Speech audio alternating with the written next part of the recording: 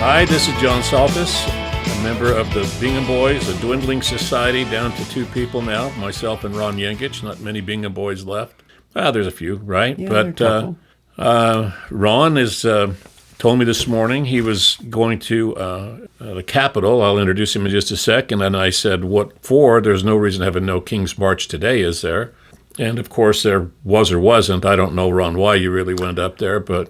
Well, do you either go for other disciplines other than marching, or no? Every day is No King's Day at my house and there on Capitol Hill. But I was up here today. I'm up here today. I'm walking my dog, and for some reason, in her smell and pee fest, she reads her pee mail and test or fest. Fest. She reads her pee mail and then she leaves pee mail. She read some pee mail by a statue. And it turned out that the statue is, and I've seen it many times, they've moved it around on Capitol grounds over the years, Daniel Jackling. And so he's kind of our Bingham boy of the day. But in all honesty, I don't think he would have fit in with the crew very well. No, Daniel Jackling introduced porphyry mining. You know, he was a metallurgist, right? And he's not a Bingham boy. I don't even know how long he lived in Bingham, very long, but he was from Missouri. Yeah. And we got to get him credit. I mean, the credit is due where it's due. And I remember you saw a statue today on the way between what was lead mine then and Bingham Canyon, between the tunnel, right below Dry Fork. There used to be a little monument statue to Jackling right there. Above a little mine that was underground. I don't know where the heck it was originally. I don't even know why they'd set it up there. Well, that's the shop where my dad worked, up on the Dry Fork. Maybe that's the old smelter or something that he put in there. Yeah. Maybe it had to do with that, because there was an old Copperton smelter there. But anyway, it was like on a bunch of woods and ties and kind of a thing off to, in commemoration of Daniel Jackling, which is the first time I'd ever heard the word. And he was the guy that introduced, early 1900s open pit mining. Yeah, everything was underground. He bought the stuff, and he started Utah Copper Company. Yeah, made a lot of money. Lived in New York, I think, ultimately. And what he made a lot of money, is putting it delicately, because with his discoveries, and he was pretty aggressive. I mean, he lived to be a pretty ripe old man. But he founded Utah Copper, then Nevada Copper. They consolidated those into Kennecott Copper. Right. He had interests in New Mexico, interests in Alaska. A lot of it predicated not under hard rock stuff or digging underground. It was taking low-grade ores. Right. And, through some magic of chemistry that you learn in metallurgy school that, beyond me, they're able to extract, minerals to the point where he started this in 1904, but in the early 1900s, he was making $1 million a year. That was his salary. Yeah. I saw a budget one time for Kennecott, like in the 1940s. It was like $5 million to employ all their people in the 40s. Right. And he was taking $1 million. In 1904. Well, sometime after that. That's when he started it, but it became a big deal. Lived probably like a lot of them did, in the Hotel Utah kind of stuff. Mm-hmm. He ultimately moved to San Francisco, is where he moved to. I don't begrudge anybody that has the intelligence to come up with a process to get their due. It's like copyright stuff. I want artists to get their copyright. Absolutely, and a guy like Jackling, I'm not being critical of that. It's just amazing more than anything else. Jackling created wealth not for himself. He has now, in his 122nd year since 1904, kept tens and tens of thousands of families fed off of his process. And, today we honor billionaires because they wrote a line of code that tricks somebody else into investing A, B, or C as opposed to something else. And there's no really job creation. It's a wealth creation. Crypto's one. And so, it's just a money game. It's just gambling. But a guy like Jackling, he did something, right? He deserves every bit of what he got. I'm not begrudging him 1 cent. I think he deserves the credit that he receives. I do think the statue up there, it's a nice statue, big bronze statue. There are 4 of them in the back there. One is to Harriman, the guy that did the railroads, and then there's one to Emma Smith, which is a nice monument. These are the big ones. And I forget who the other one is. There's a Native American statue. But that one is in the front. These are in the little back area that is really nice. And if you haven't gone up to the Capitol since they've finished the building of the new building, You ought to go up because it really is well done. But anyway, my dog did pee on the statue in honor of all of the. But actually, in her defense, she does it every time. Every day. We go around there. But I looked at that statue, and he's got a briefcase. I carried a briefcase my whole life. He's in a nice 3-piece suit, wore him myself, and he's on his way moving somewhere. But there's no true representation about what it means to everybody. And that is, yes, he deserves all the credit he can get for the process that he came from. It's a capitalistic system. He deserves his capitalistic reward. But under his feet, in my opinion, there ought to be at least a guy with a hard hat or a woman with a hard hat. As I say these things, I don't know what his stance was upon taking care of those people. I know he employed tens of thousands. That's obviously the truth. How they were taken care of? Was he critical of the working man? Did he try to be be a Rockefeller and value a mule over a man? Was he that kind of a guy? I don't know. I really don't either.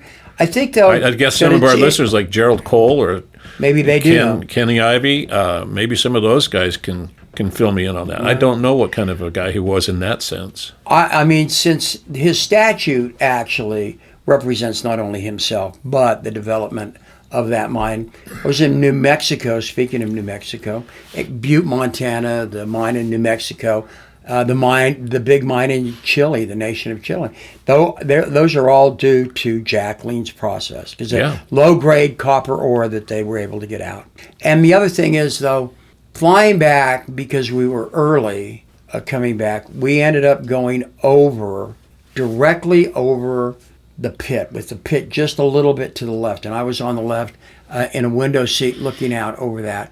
And looking out over that, and then how it expands over to Magna, how it always has, and that whole area, and what's been done with the gold mine and all of those things, really amazed me, as it always does when I get that view.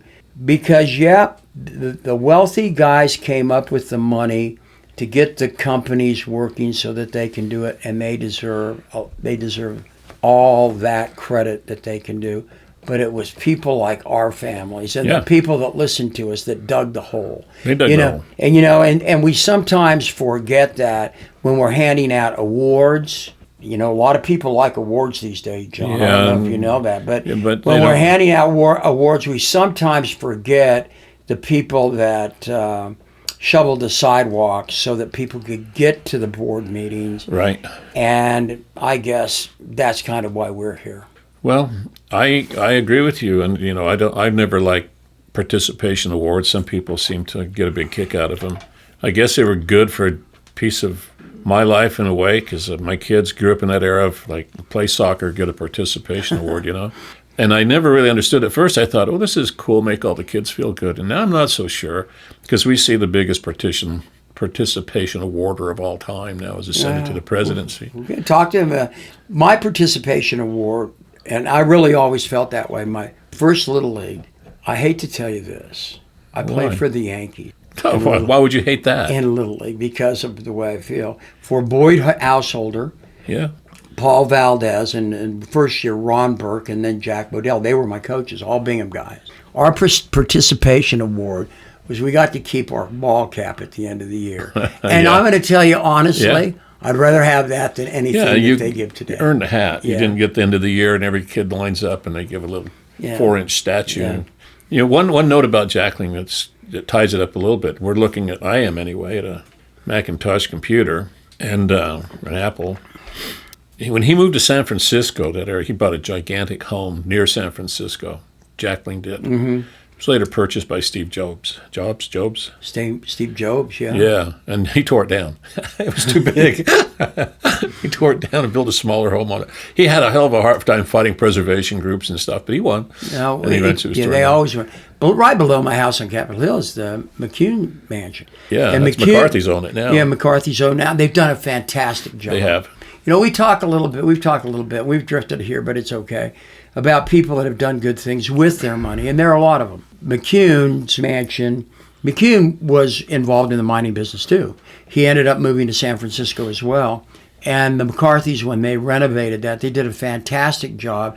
And they leave it open so you can come in, you can walk around the gardens. It's really beautiful. I take the dog down there and walk her sometimes too. But people like the McCarthys, and maybe Jackling was this kind of guy. Maybe he was. I don't know. But you've also got people like the Miller family now. I just was at, a couple of weeks ago, the Miller family is building a new softball facility up at Weber State for women's softball, and they're naming the field after Mary Kay Amicone. Oh, that's Mark's wife, and a great lady. And then when you go around, you see Eccles on a lot of stuff. That's the other statue up there. Oh, okay. The fourth statue is Mariner Eccles. Those people have done really wonderful things with their wealth. I mean, they've given a lot, and I understand they have a lot to give, but at least the families that are left have done a lot of good things with their money, and I appreciate that. Yeah, I mean, it's a different mindset from them to look. It's funny, the Miller story.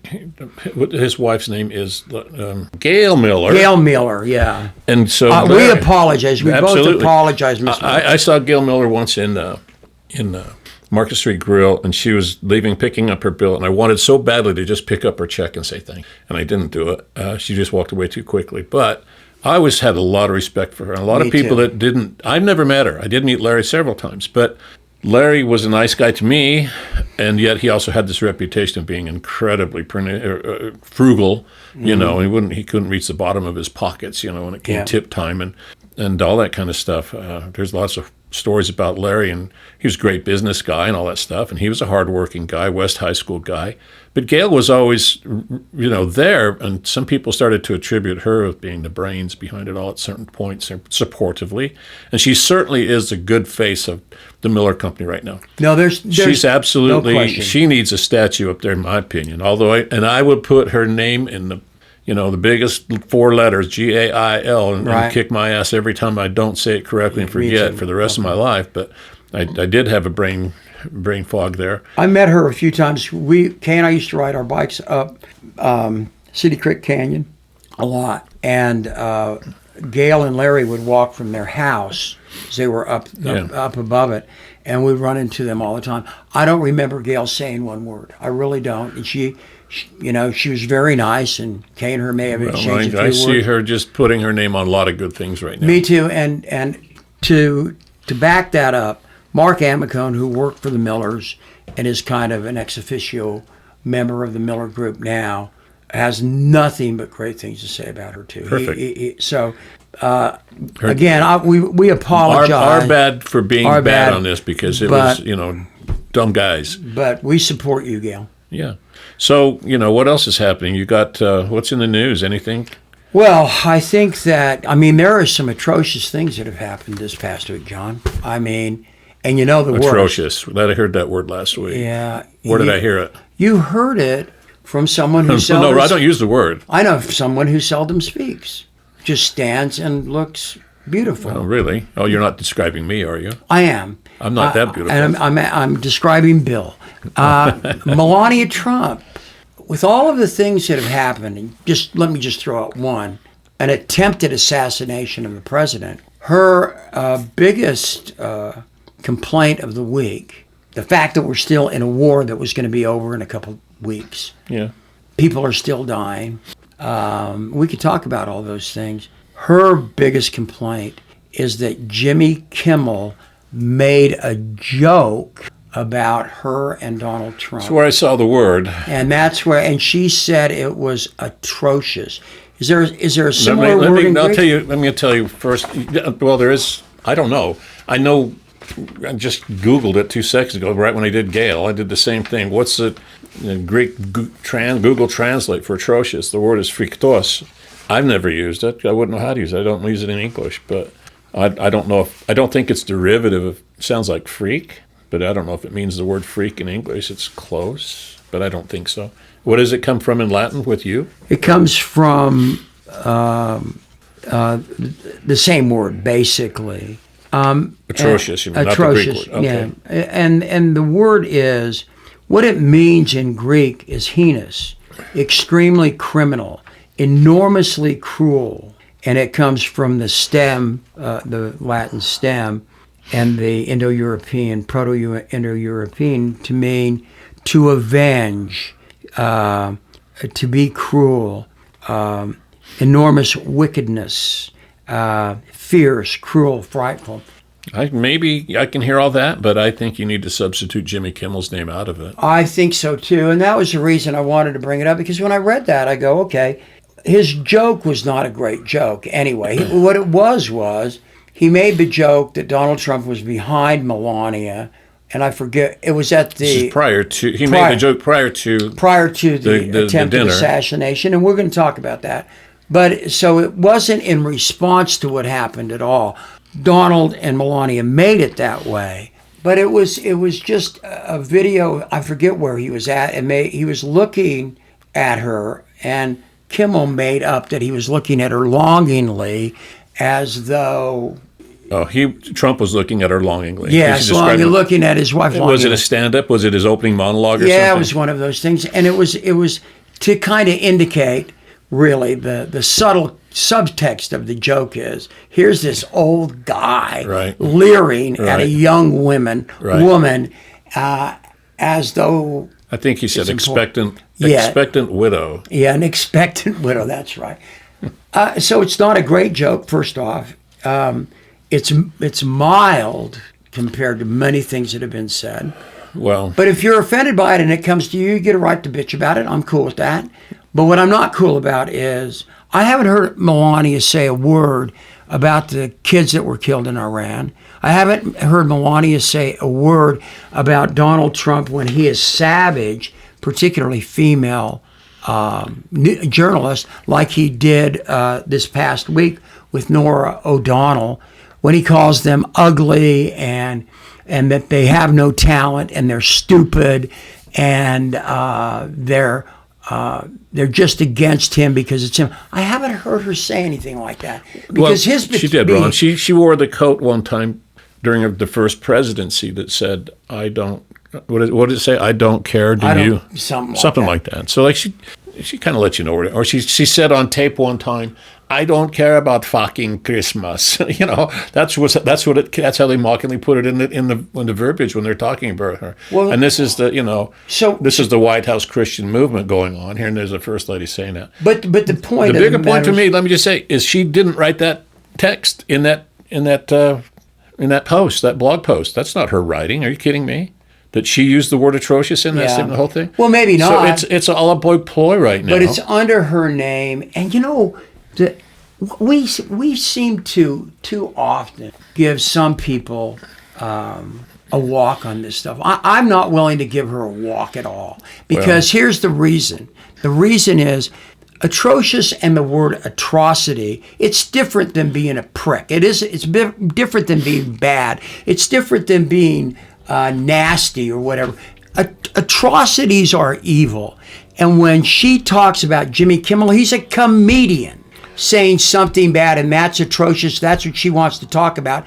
How about sometime someone other than Marjorie Taylor Greene in the Republican Party come out and say, there are atrocities that have been committed, and one of them was when we bombed Iran, but let's not even go there. Some of the things that Donald Trump has said about other people, that's atrocity, because that's evil. Let me just do a couple of things.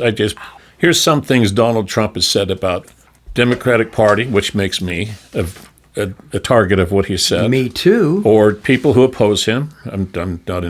I have no way to oppose him other than being, noisy about it. But in no particular order. These are things that Donald Trump said that are not apparently atrocious. That I and you are the enemy within. Okay. We are the enemy of the people. We're scum. We're terrorists. We're vermin, radical, lunatics, demonic, evil, fascist, Marxist, communist, garbage, treasonous, animals, degenerates, Jew haters, and lowlife, and the list goes on. Now, this is all of the stuff. It's all documented because they're on his own tweets, and which apparently MAGA says is okay. But you say something like he did, Kimmel, I'm not going to defend good joke, and a joke is not mine to judge if it's good or bad. I like the fact that they can say it. And if some people are offended, I'm offended too at times. It's intended to offend but sometimes. I don't do this with my offense. I don't mask my offense to get something ulterior out of it. And what do you think that they are really pushing at when they push against Jimmy Kimmel? They're pushing against anybody that stands up to anybody else. Well, if they're MAGA. There are two things. One is authoritarians since the time immemorial have come after the press, have come after comedians. There's part of it right there. Okay. And the other part of it is, gee, who owns his station and what are they trying to get and who's holding it up? Oh, yeah. It's a deal. It's going to be a deal. And the way to get the deal done, if Jimmy Kimmel has to go down so I can make this deal happen for Disney, then so what? Because tomorrow, next week, you know Donald Trump by now, he'll be on to something else anyway, and Kimmel will be with yesterday's news. This is just a good toy right now. One of the nice things about America today is when we have a problem that is a national problem, we're really good about focusing and tying things up. Like, for example, and Donald Trump is the best deal maker, he gets these deals done quickly because that's why the Epstein files have been released. All of them have been released because he's so good at doing that. And said his friends would be hurt. That's what we told Marjorie Taylor Greene. And I may be sarcastic to the point of insipidness here, but how is it that I even want to hear Melania Trump talk about atrocity when we're also supporting Vladimir Putin, and we are, because we won't support Ukraine in the way they need to be supported. We've released some of the Russian oil reserves so that they can get their economy going again when the Ukraine is actually beating them in a just war. They were attacked. Yeah. And the allies of the Ukraine initially came to support them because Vladimir Putin is a bad guy, and his motives are not pure whatsoever. How about Melania, since the country that she comes from is in that area of the world, and believe me, Putin would love to own the Balkans. He would love to take any of that he can. How about her coming out and talking a little bit about what the Russians and the Nazis did to her own native land during World War II and at other times? But she's more concerned about a comedian because somebody told her to do it, or if she did it on her own, she's ignorant. I'll give her the grace of it for whatever reason, but there's also this caveat. I've never heard her say, like Jill Biden might have, or look into Joe Biden's eyes, or Michelle Obama did, holding hands with Barack. Nancy and Ronald Reagan keep going on and on and on. You wanted them to get a room. Have you ever heard her say one nice thing about Donald Trump? No. Or about their marriage, about their children, about anything that you or anybody else who's a parent or anybody else feels that emotion for or empathy for? Has she ever once tried to identify as, a co-companion to this fellow, as opposed to almost at every opportunity take her hand away? She doesn't want to be touched by the guy. And here's the all of a sudden there's this Now, she's given everybody plausible deniability if he had been convicted on the impeachment the first time or something happens down the road.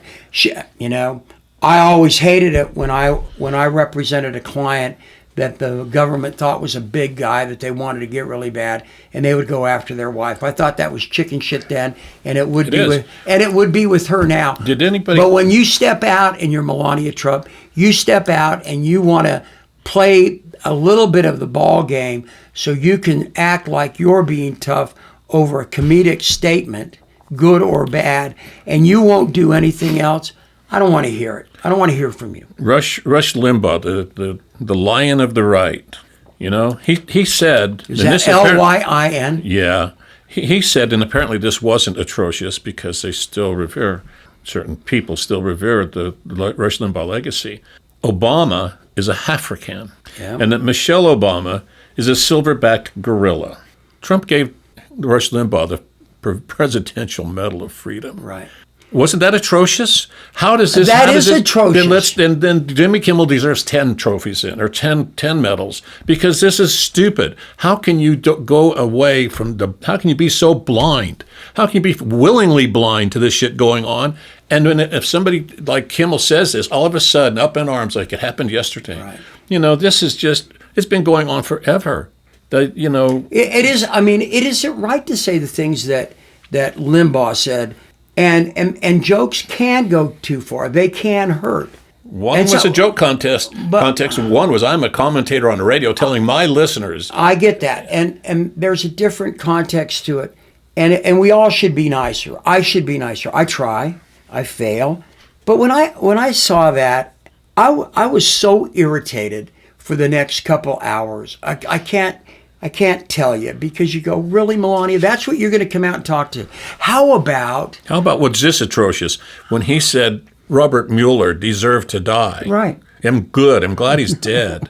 That's not atrocious? No, but and I didn't hear MAGA squawk about that. No one talked. Nothing. Nobody. They did. just kind of go, oh well, that's our president, and he can do nothing wrong. It's just his way of negotiating. Now, you know, there's collateral damage, and it's you and I. One of these days, somebody's going to take some pot shots at some journalist somewhere in America, or some people that are supposed lefties or whatever, and MAGA's going to just say tough shit. They deserved it. They deserved it. Yeah. You know, and somebody's going to go to their funeral and cry. And I wish that their children would just spit in their eyes and say, "Get out of here! You put the bullet in the gun that shot my child." You know, this. I'm so angry about this because MAGA never seems to get upset at what's really atrocious at all. They literally condone it every day, and it's horrible. Well, there's a reason. Then I think it's changing because I googled a minute ago too. What's the poll ratings on Melania and Donald? They're both record lows. You know, 30, depending on the poll, 33 to 30, low 40%. And the low 40s are the ones that are always favorable, like the Rasmussen poll, to the right. And, you know, the only people that are holding that up are the die-hard, strong, I'm going to do whatever Donald says, and I can never speak ill about him ever, part of society. I don't get it. And it's 70, 80% of the Republican Party, apparently, to hold that at 30 or 40%, because the Democrats are almost zero, and the independents are 20% max. Yeah. I think that's fair to bring up. I worry about polls because you can no longer trust them. Gallup said, "Screw it, we're quitting." Yeah, I mean, come on. But the trouble with some aspect of all this is as long as this is what happens from the people that have been elected to be leaders and their supporters. All right, we will never have dialogue in this country because you can't dialogue. I don't feel like dialoguing, not that I would have the opportunity, with Melania Trump over this stupid statement. I don't feel like dialoguing with people who, on either side, who immediately, apparently there was another assassination attempt, who immediately go to a conspiracy theory. I don't think that's true. Possibly it is. Check it out and let's know. Instead of going, wait a minute, what have we become in this country? What have we become? You know, we just got done with Abraham Lincoln's birthday or death day, and we have another one. And 10 minutes later, all the news is talking about is that there is a football player that transferred to Texas Tech under NIL who's in a gambling problem. Or whatever else is up there. This is, like it or not, he's our president. You're not supposed to kill politicians or the owners of corporations or people who are standing on a corner protesting simply because you don't like them and it's your time to kill them. That's who we have become. And the president of the United States, yeah, I don't like him. I don't want anybody going in with a shotgun and shooting him or somebody else. Anybody else. But we just pass that off in America today as, well, you know what? I wonder if the Brewers won last night. Sorry. Well, I don't think that's where we should be. There's three things happened. One is there was immediate, it's a setup. You know, this is just staged, and you can see all the stuff that, people left and right, even some people on the right are saying that. It's staged. So we're at the point of disbelief. We don't believe anything anymore. Whose fault is that? Well, I didn't start the word fake news, but I'll just kind of lean into it a little bit. Then there were the people that immediately and very effectively went to the point of must build a ballroom, must protect the president. It's the Democrats' fault. They want him dead. Somehow those things are linked. I don't know how. Ronald Reagan was attempted assassination in front of that building. I remember where I was, definitely on that day. I do too. I was in Arizona. Very clear where I was. And he went back to that same Hilton 7 times during his presidency, and it's been used every time since, and all of a sudden it's a national, problem. Never mind also that the Correspondents' Dinner is not an official White House function. It's a function of the White House press. But how did that turn into a big talking point? Well, that part was staged because within, 5 to 6 hours max after that happened, maybe a day at the most, hundreds of comments were made almost identical online on the social media saying almost exactly the same thing. The high influence. So in today's world, we no longer have the 2 channels. Everybody's on the same page. Right. The Republicans and the strategists behind the messaging there are really quite smart. They're able to always get a message out in the midst of all of this without big one media because they're able to coordinate all these voices behind it. Here's a little snapshot of who they were. See if I can. This came out immediately after. I'm counting on this post I saved. I'm going to say there's a minimum of 20 influencers of the right-wing side, all saying almost word verbatim the same thing. Which is what? This is why President Trump needs to build the White House ballroom. That's one. The next one, this is why we need Trump's ballroom. Thank God President Trump is building a ballroom. Now you know why the left is suing to Trump's ballroom, privately funded White House ballroom. Meghan McCain, John McCain's daughter. I don't want to hear one more fucking criticism of Trump's new ballroom. Jack Posobiec. I mean, it just goes on and on. There's a minimum 2 dozen here, saying the same thing. That means they all got the same talking point at the same time, and they all went out in their channels and spread this message to millions. Until this happened, I have never heard of the ballroom that he wants to build as being built for the security for anyone. I haven't. I'm sorry. And by the way, I don't think of ballrooms as being a safe place. Always. I mean, I've been in a few, but I don't look at that as being a security place where everything is. I mean, Mike Johnson was talking about 7-inch glass windows and it's drone-proof.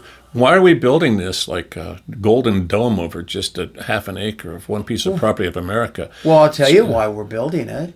For the same reason another literal king, an emperor, built his golden palace in Rome. And that's what Nero did. Nero did that, and many think that he allowed Rome to burn because that was in the plans and that's what he wanted to do. And so the idea is you have to have a legacy, John. Don't you know that? If you're an emperor, you have to have a legacy, and in case people don't like you and don't build you a legacy, you got to build your own. Well, did you ever hear a hue and cry for a ballroom in your lifetime until the last 2 years, maybe? Ever? No. For the presidential ballroom, anyway. No, I've heard of presidential libraries, which are generally built by independent funds from people that support that individual. The ballroom began. Trump's always up there saying they've been saying it for 150 years. Now he's got his echo chamber saying the same thing. That's not true. No, it is.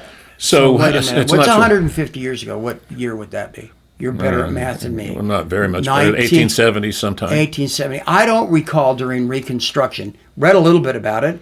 Where that a ballroom was a big deal. I mean, 40 acres and a mule. You can keep your guns. The 14th Amendment, 13th Amendment, the 15th Amendment. I remember them a little bit. None of them have the word ballroom in it. Trump's ballroom reference begins actually in 2010. But Obama was not president. 1870. Obama was president. Something was going on geopolitically. Don't know exactly what it was. And there was a hue and cry of generated by his side because he's really good at that. Oh, this is a shame. These world leaders are coming to the United States and they're out in these little tents out in the yard of the White House or something. And it's not great. We need a ballroom. Now, that was before it was a secure ballroom. It just needed a ballroom. And he would say stuff then, and he said it for the next 16 years. I'm an expert in construction, and I know ballrooms, and only I can build the greatest ballroom. This is his dialogue that he's now inserted into the national consciousness, that it's something 150 years old. It's 16 years old. It's actually less than, but when he was president the first time, there wasn't, I don't recall much talk about this ballroom. I don't recall any. All right. Well, in 2025, he's barely in office a month.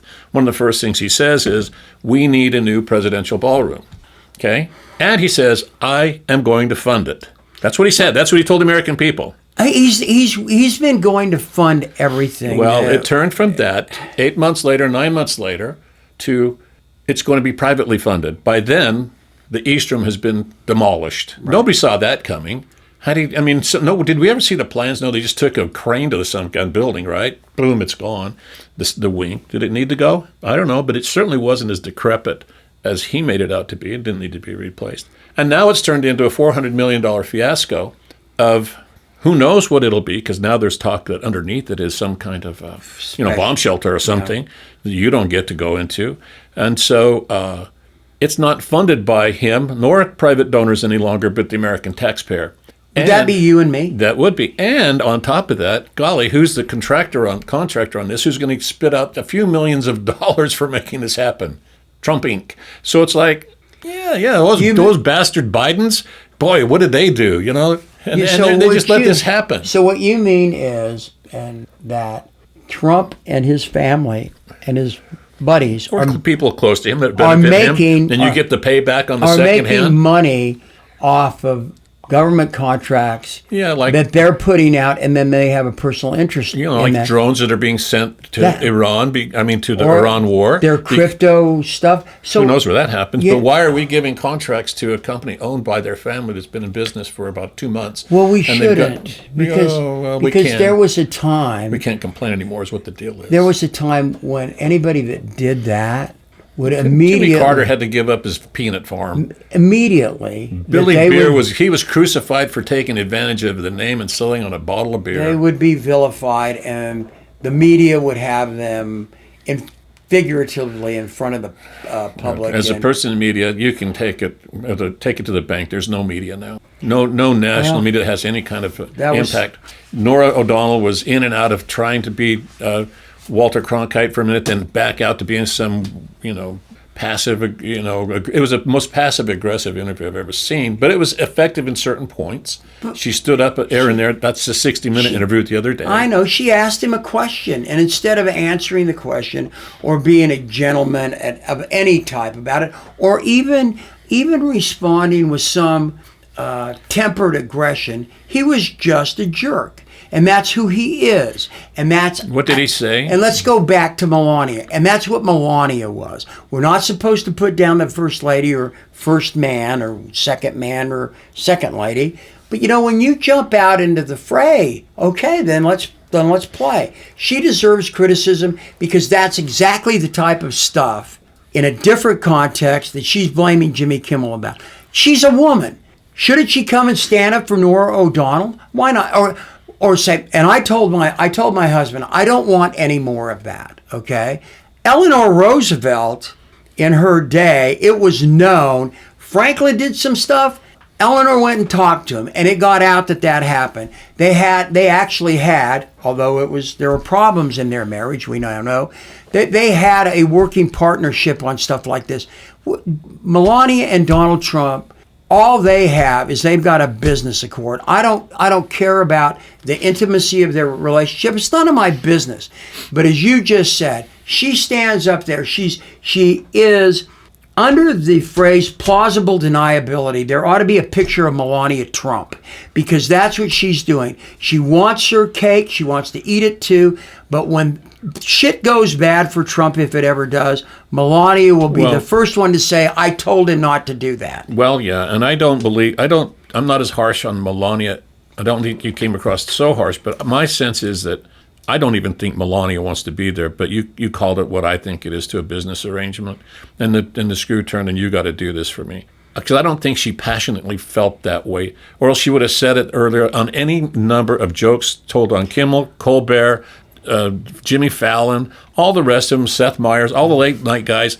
Anybody in any comedian club in the United States going on today is going to crack jokes, the same jokes or worse. You don't hear a word. And all of a sudden, when that can become a cudgel to make a point about making a ballroom, I just don't find it very, credible. I just don't. It is incredible, but the reason that it irritates me is when you add your voice to lies where people are hurt, money is spent, lives are lost. So we're going to spend $400 million on a ballroom, and Melania wants to support that. Where's Melania? She's a mother. Where is she in talking about Medicaid that is killing little kids, the revocation of Medicaid? Right. Where is she on that? And as a result of that, I give her no walk, none on this. Well, it was what it was. Somebody busted into didn't bust in the hotel. A fellow was staying there. He was already there. I can't believe this. That's the worst couple of security breaches you've ever seen. Ultimately, the wall of Secret Service agents, wherever that was, second floor, one floor above, something. It wasn't actually inside the ballroom. The shooting occurred exterior of the ballroom, somewhere in the hotel. They stopped him. That's what they're supposed to do. But how in the hell did he get there? And what was going on in that hotel? And something is amiss. Why didn't the local cops talk to the hotel cops, talk to the whatever cops, to the maids, or to say, hey, there's something suspicious in room 1209, whatever, because he walked down 10 flights of stairs to get there. But that's one side of it. The other side of it, what do you expect? The president we put in charge of all of our society and all of our, he gets to decide legitimately who can choose to be in his cabinet. What do you expect when you put Kash Patel in charge of the FBI? Seriously. No. Do you think you're going to have a good outcome for anybody? He doesn't care about That's right. So why are we complaining that, about this, the security breach begins with his selection of who's going to be our head of security? And the DHS people, where are they? You end up stuttering and speechless, because when you think about it in those terms, I forget what president was coming to Salt Lake City. It's when our office was in the Chamber of Commerce building. And we could walk out on our balcony. We had a way. It was a great office. But we got a note saying, during this period of time, don't go out on the balcony. You're not allowed to be out on the balcony. That happened more than once during our time there. It was just little stuff. And I'm sure that at some point, after hours, that the Secret Service came up and looked at that building, because there was going to be a motorcade and all that stuff. And even though it wasn't real close, it was down the street a little bit, because they were very thorough about that stuff. That isn't to say that these guys didn't do this. I don't know. But I do know this. Immediately, people started to questioning the legitimacy of it. And this is a first. This is really a first. This is where we are. We don't believe anything anymore. Because we do not. You said it. I was going to give you credit. But oh, sorry. All right, but now I'm going to give you credit for almost giving me credit. I can't but I'll give you credit. You came very goddamn close. I was really close, and as usual, you interrupted and took it away. Goddamn. And I know, it's sad. But truthfully, you said that. We don't believe in anything anymore. We don't know who to believe. I will admit it. I've said it on this podcast a lot. I don't believe the leaders of the Democratic Party right now. I don't know what we're doing, but I certainly don't believe anything that comes out of the White House now. I can't. I don't know what is political busking and what is truth. I don't know. Do you know where we are with Iran right now? I don't. And I've read everything. 2 weeks ago. I don't know. Well, I don't know. We don't need to talk about that, because it's not a 2-day war. It's not a 2-week war. It's not what we thought. We didn't get the news. We're supposed to care about this stuff. I just paid my taxes on time. My great accountant, Chesley Erickson, who's done our taxes forever, great guy. He did he gave me the side eye on me not doing my stuff that I saved for him correctly, but he was nice about it and did a great job. We pay taxes, not as much as some, more than others that make a lot of money, more money than we do, who get all the benefits. It doesn't help when. So how about we at least are told what is a truth, what is a fact, instead of all this horse shit that comes out of politicians, both sides, elected and people that are running. Tell us what a fact is, not your opinion. Tell us what the fact is about going to Iran. Well, Iran, that's all the same. Look, regarding the assassination, Ron, quickly, what did happen to the American air bases and assets that were in the Middle East? Because European media is saying that we lost a few planes and stuff like this. So the point there is, what is a fact? Nothing is a fact if you don't deliver the facts. And that's what's happening when you control the voices that go out. For example, when you and I were in college, you may have been out. You might remember the name Squeaky Fromm. Sure. Sarah Jane Moore. Right. They both tried assassination attempts on President Gerald Ford within 30 days of each other. Right. People didn't stop walking outside. And the hue and cry wasn't that this was some Democratic scheme. No. And all this kind of people who hate America are after Gerald Ford or something.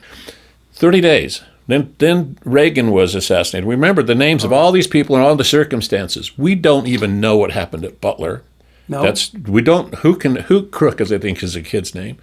After that, I remember after the Kennedy assassination, there was all these papers and books and everything coming out. Here's the trajectory of the bullets if they moved at this speed, and the car would have been Warren here. Report. All this kind of stuff was coming out. Zero here.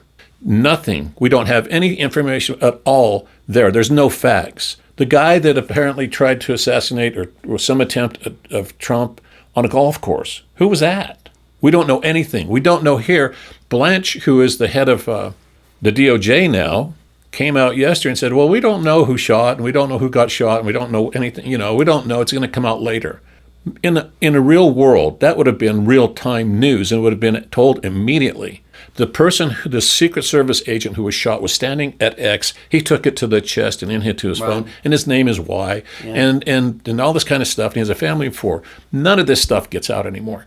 So in the absence of facts, which are not allowed to be disseminated anymore because of the controlling of the press, controlling of all the people that are outlets of it, allow the rest of us to go crazy. Left or right, people are spinning their own dream about what happened. And it's either heroic or it's a conspiracy. And we are just filling in the gaps here. So there's one other group of people, and that is, I'm in this group, and that is the lawyer in me, the son of my dad, mom in me, has always believed that you begin a discussion where there's a problem with what the problem is, and then what the facts are that relate to the problem before you start talking about a solution or that you've discovered what happened. And without any hyperbole, I wake up in the morning and when I get to looking at the media, I know that if I find a fact-based article in there, literally a fact-based article, and not just an opinion, not just name-calling and stuff like that. Not just that emotional appeal. Yeah. That's just opinion. There's a method to getting people riled up. When I find that's the one I'm going to read generally, okay? For example, you have an example, and we're getting close to the end here, about a brief that was written, I guess, to the U.S. Supreme Court, where it starts out with some basically opinion about it's the National Trust and Historic Preservation Society. Fighting the appeal against the building of the ballroom. And the National Park Service. And this is a response from the United States of America, I'm assuming. This is Todd Blanche's department. Yeah, and it starts out, the National Trust for Historic Preservation is a beautiful name, but even their name is fake. That's the first sentence, okay? And fake is capitalized. And it is. Who does that? Well, you know. So why is he writing his own legal brief? Well, he isn't. He has people. He gave them the words, and they said, "Okay, we'll do it, or we'll lose our job, or you'll spank me." Well, there is a process, and I always love this about the law and good judges. Good judges didn't put up with this kind of stuff because there's always somebody that wants to write a smart-ass brief. Okay. There are a lot of judges I know that would at the moment that the lawyers come in to argue it, they say, we're going to continue this, and here's the deal. Rewrite, if they didn't do it beforehand, rewrite your brief, take your opinion out of it. You don't capitalize words that don't deserve to be capitalized. Treat this as a real argument before a real court and not a moot court presentation, which if I were a professor, I'd flunk you. Go back and do it. And by the way, here's the deal. Those of you on the other side, we're not going to get this done today because of this. I want it done right. I'm going to I want to rule on the facts and the cases that you bring before me and the argument based upon that. So, depending upon how this goes, I will leave open the opportunity for you to pursue Rule 11 sanctions. What is that? Those are sanctions that the judge can impose on a lawyer that isn't doing their job or is it intentionally not or recklessly not doing it the right way. And that's what should happen. That's how it works. That's why our system worked for a long, long time, because of Trump and others who have turned our Supreme Court in simply a political model, and judges below them, people that are assigned to become judges, not because of their legal acumen, but because they belong to the Federalist Society and other groups like that we have this type of stuff. But there are still judges out there that do that. And I'm going to tell you one who would. God rest his soul. D. Benson. If D. Benson had seen that, and D. was a conservative jurist and a good man, he's one guy. And another guy that just died recently too, Judge Bruce Jenkins in our district court. They would say, we're not doing that. We're not. You're going to treat this like a real case before a real judge. This isn't for the media, because if you do that, there are going to be problems. But we don't have that either. And so it's just not the media, because you took the shot for the media. It's lawyers, it's judges, it's police officers, it's mayors, it's everybody in government is now so afraid and figures, okay, if they can do this, I'm going to do it. That's not how it should work. That's not how government works. That's not how journalism works, and it's not how the law works. It's chaos. It is at least that. Okay, so we've talked about the chaos presidency for a long time. Part of my chaos is like what happened was it a day or two ago? You were asking about Iran. It just came to me. What is Kid Rock doing in an internal meeting inside the Pentagon with our top? I mean, what is that supposed to signal? I mean, how come they couldn't pick Willie Nelson? Somebody decent. How about Roseanne Cash? But Kid Rock? Well, and why pick anybody at all? There's no role for that. It's just chaotic. Well, if I was to be nasty about this, and I'm not going to be, he was looking for his connection, which is Hegseth. Right. And his connection, yeah, I get it. I get the nasty part. But chaos, did you watch Game of Thrones? Did you ever watch Game of Thrones? You never did. No. Then you don't know who Littlefinger was. No. I know who Chaos is in Greek mythology. Well, here's what Littlefinger was, like a little diabolical. There were two like interior spies that knew everything that was going on. One was Varys and one was Littlefinger. The Seven Kingdoms. It's actually pretty good. Well, I understand. A lot of people love it. Okay, well, what he was, Littlefinger, Lord Bailey, he would say chaos is a ladder. That's what he told, I think he told it to Ned Stark at the beginning. Chaos is a ladder. It's a means to move up. And if you can keep everything all screwed up, you can walk up the ladder. So later on, this is a background. He becomes inured, closer to one group of kings as opposed to others. And Varys said of Baelish, and this reminds me of what he said. He said, Littlefinger is one of the most dangerous men in the Westeros. That's the continents that they lived on. He would see this country burn if he could be king of the ashes. Yeah, there you go. So if you want to, if you feel like it, if we should probably head out, that might be an ending, because we have somebody who wants to be king of the ashes, apparently. Well, and he learned it from another guy that was just like that. Can we end on something? I just want to try something different. Two things. One is I know that we get heavily non-supportive of Donald Trump, and that's just the breaks for me. Every time I try to make it happen, try to think of something good, and something really idiotic happens in its place, and I can't keep pace with it. No. So one is that, anybody that can think of something outside the border, which give Trump credit for moving the borderline, we're having less of an impact apparently on illegal aliens coming in. I haven't seen the substantive stuff on it, but we're not talking about it anymore. What are the numbers 2 through 5 great things that he's done for America in the last, since he's been around? I'm not asking you. I wish people would just leave a comment whenever you see here's number 2, and it could be whatever you think it is. Certainly not keeping Iran nuclear free. They weren't going to hit us with nothing that could fly They had no ballistic delivery system to get it here, but that doesn't matter. What has he really done for us other than something spooky or scary? Yeah, you know, when we That's talk, one. Okay. when we talk about that type of thing, again, what are we really saying when we talk about that? We're looking into chaos and trying to use your analogy. We're looking into chaos to try to find good within chaos. But chaos overwhelms. Chaos confuses and overwhelms. And the only people that are standing outside of chaos are the ones that are creating that, because they have an end game. Our end game is normalcy, and chaos doesn't allow for normalcy. And so I'm done looking for good in Donald Trump. Donald Trump's going to, again, you tell me a fact, Donnie, about what good you've done, a real fact, not an opinion, and then I'll consider it. And speak to me like that. But don't speak to me with your opinionizing about other human beings and about how great you are, and you're going to be this, and you're going to leave this legacy, and you're going to do that, and we're going to win this, and we're going to win that. I am tired across the board of people polling and predicting instead of standing up right now. And that includes the Democratic Party. And that is, tell us what you're going to do right now. Don't tell us what you're going to do in the midterm elections. How about somebody standing up and saying, if I get elected, this is what I'm going to do. Vote for me for this reason, and then do it. And do something besides blame Biden all the time. When you send me those things, I don't want to hear about Biden. He's the president now.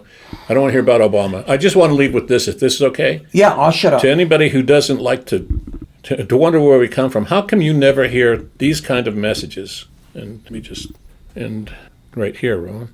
Let him speak. We will root out the communists, in his own words, fascists, and the radical left thugs that live like vermin within the confines of our country. The Democrats are sick. There's something wrong. They're like terrorists. The ultra left-wing liars, losers, creeps, perverts, and freaks who are devouring the future of this state like a swarm of 2024. The radical left, 2020. the Marxists, the anarchists, the agitators, the looters. Members of Congress and even former presidents have been openly embracing violent creeds such as socialism, Marxism, and straight-up communism. In New York, they're trying to elect a communist, Zoran Mamdani. We are going to defeat